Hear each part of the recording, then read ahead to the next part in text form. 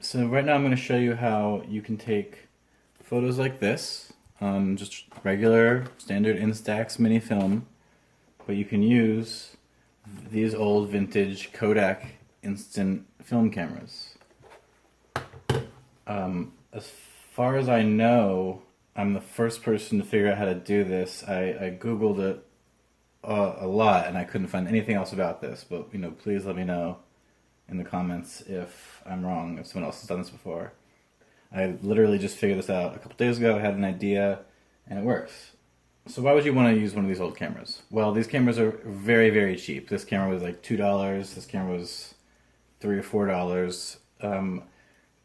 They haven't made the film in a long time. Polaroid sued Kodak when they came out with these in I think the 80s for patent infringement. It was actually one of the biggest lawsuits in the country.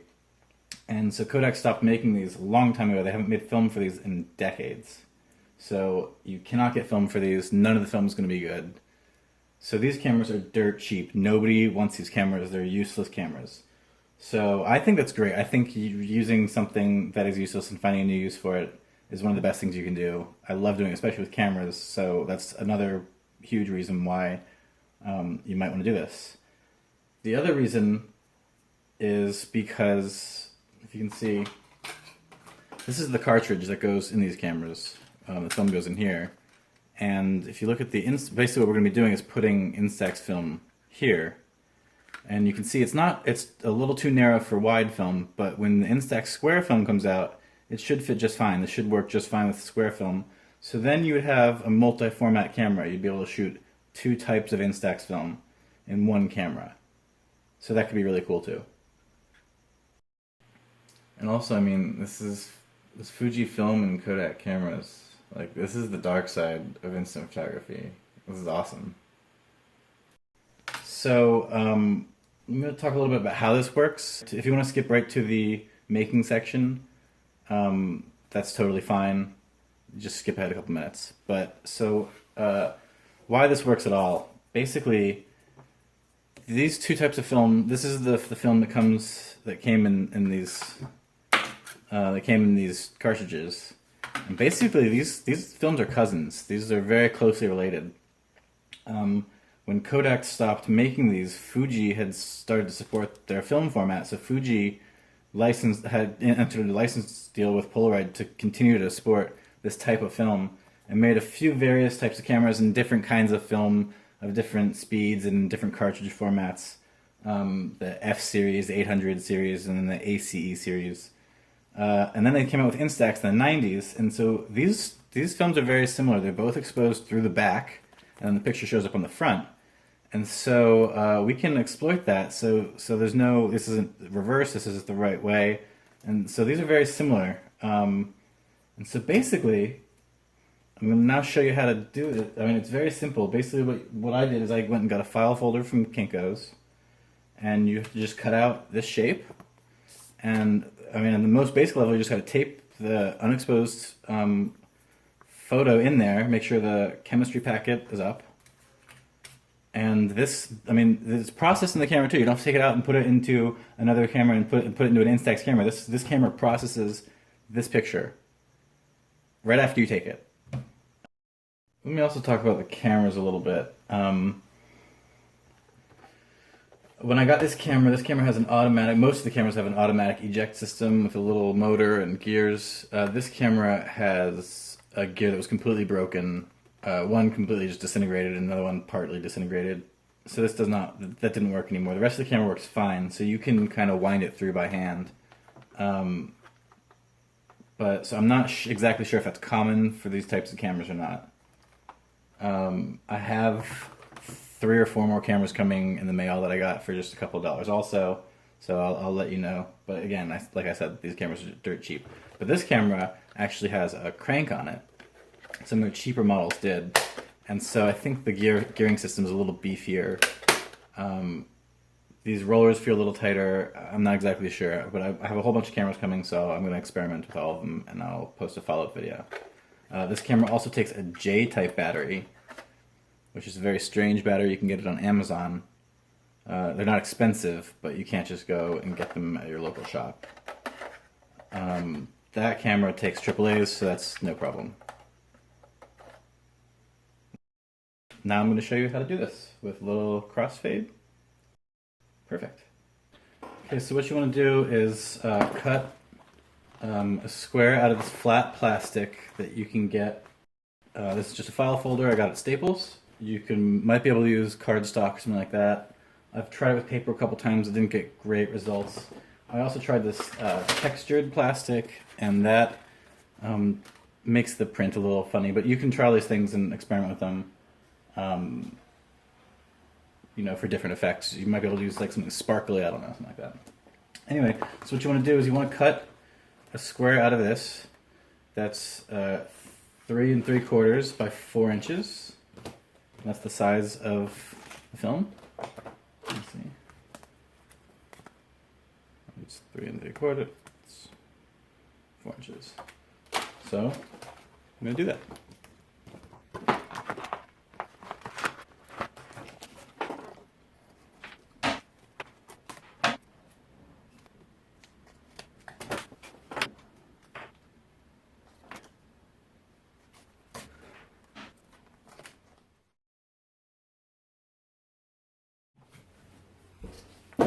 Now what we're going to do is take a little bit of tape.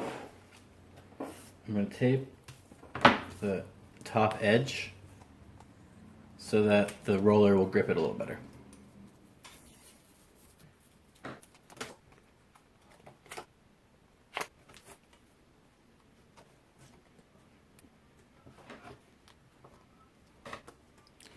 Now that's pretty much it. You could take your unexposed negative in a darkroom or a changing bag and just tape it on there like that in the middle. You want to do it so that the pod is at the top because it's going to come out this way from the roller.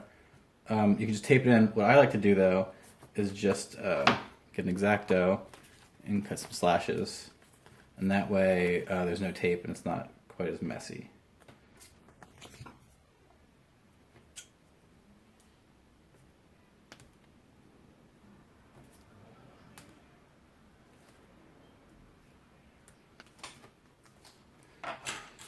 So now that should go right there.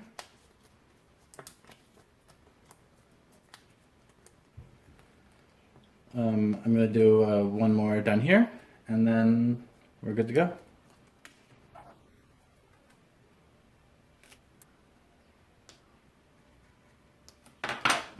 You could do one on the other side too if you wanted to. The main thing you want to make sure is that it's nice and flat. I think I will do one on the other side.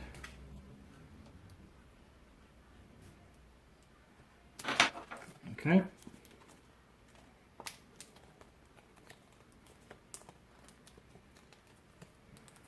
So now there we go. So I'm going to go load this up in my changing bag, and I'll throw it in my camera, and I'll go outside and take a picture. Okay, so I've got one exposure loaded up. I'm going to go outside and take a shot. Okay, so I just took a photo. I have it on dark because this is 800 speed of film, and it's a couple stops faster than this camera's expecting. And yeah, let's see if it worked.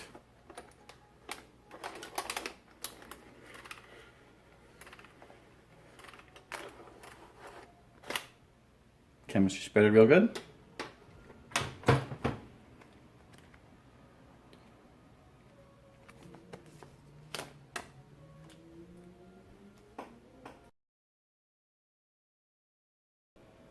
So maybe not the best thing to take a subject to take a photo of, but I mean, this is the rooftop next door, just from my balcony, but perfectly exposed, and it looks great. The color's coming out great. I mean, this is really incredible. I think everybody should be doing this. I mean, it's perfect. So, I mean, you can do this too. This is very inexpensive to do. Anybody can do this. So, you might have some questions. Can you take more than one exposure in a pack? Answer is not yet. I'm working on improving this. This is just the simplest way to do it. This is very simple. The problems are that it will push out more than one, or they'll get stuck together. So I'm working on some solutions for that. But yeah, this is really great. It's only going to get better once I figure out how to load. If I can get 6, 7, 8 exposures in here, I mean, we're good to go. This is amazing. This is really amazing.